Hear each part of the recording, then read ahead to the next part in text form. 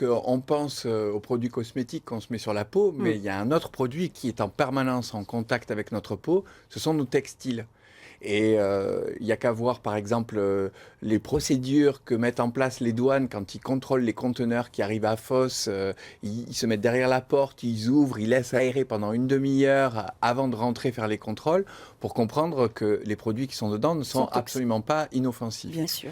Alors, c'est une belle histoire, hein, le jean bio à Marseille. Vous allez nous la raconter brièvement. Oui, parce que en fait, au départ, c'est Thomas Huriez qui a une boutique à Romans qui cherchait un fabricant pour pouvoir faire un jean complètement bio, complètement made in France. Et il a réussi à trouver à Marseille un atelier, l'atelier Anaïs, parce que Marseille est une ville de tradition de jean. Qui Ça a été la capitale de jean. Oui, il y a eu énormément de marques et énormément d'ateliers qui ont quasiment tous disparu, ils ont été délocalisés. Mais l'intérêt des frères Birgin, c'est qu'ils avaient gardé les machines. Ils continuaient à faire vivre leur entreprise en supervisant notamment des ateliers délocalisés, eux qui étaient arrivés des Arméniens arrivés de Turquie dans les années 90, ils reprenaient la valise dans l'autre sens pour faire le tour des ateliers en Turquie. On relocalise aujourd'hui, c'est ça qui est intéressant, les machines sont remises en service pour faire des jeans bio avec des teintures végétales biologique. Non, pas encore une teinture végétale, bientôt. Une teinture bio, mais ça c'est le dernier maillon qui n'existe pas encore en France, c'est-à-dire qu'on a laissé partir aussi notre savoir-faire en matière de teinture, et les teintures proviennent de produits qui arrivent de l'étranger. Tout le reste est véritablement, à part évidemment la culture du coton qui ne se fait pas en France, mais ensuite les produits arrivent en France, et donc un jean qui fait souvent 2-3 fois le tour de la planète avant d'arriver chez vous, là, il ne fera pas plus que la diagonale de l'hexagone pour arriver dans votre panier. On voit le bel indigo, là, qui va être utilisé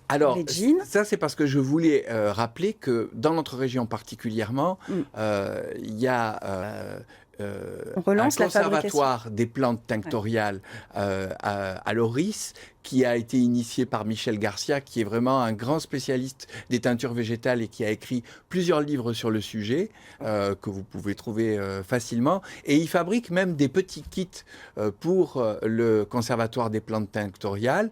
Il y a 2 grandes plantes qui ont fait la grandeur des teintures végétales en Provence. C'est l'indigo, pour le jean, justement, puisque le jean, c'est du denim. Au départ, c'est de la toile de Nîmes. L'indigo et la garance, qui était utilisée aussi pour l'armée. Vous vous rappelez, les gens étaient en rouge et en bleu. C'était très beau. On pouvait très facilement... Si vous n'avez pas vu des images d'époque, les gens les voyaient de très loin, on pouvait leur tirer dessus très facilement. C'est pour ça qu'on a abandonné ces couleurs. Ils étaient bleus aussi. Enfin, mais il existe donc des petits kits de teinture végétale. Il suffit d'acheter vos produits en blanc et vous pouvez les teindre vous-même très facilement. Ce qui est important, c'est qu'ils vont relancer la production de l'indigo. Voilà, le parc naturel régional du Luberon, parc naturel régional du Luberon a réinitié une culture de l'indigo avec différents producteurs dans ce but, et il y a une marque qui a été déposée qui s'appelle Indigo de Provence, et justement Thomas est en train de voir si le fameux jean fabriqué à Marseille, on ne peut pas le teindre avec de l'indigo. Merci beaucoup.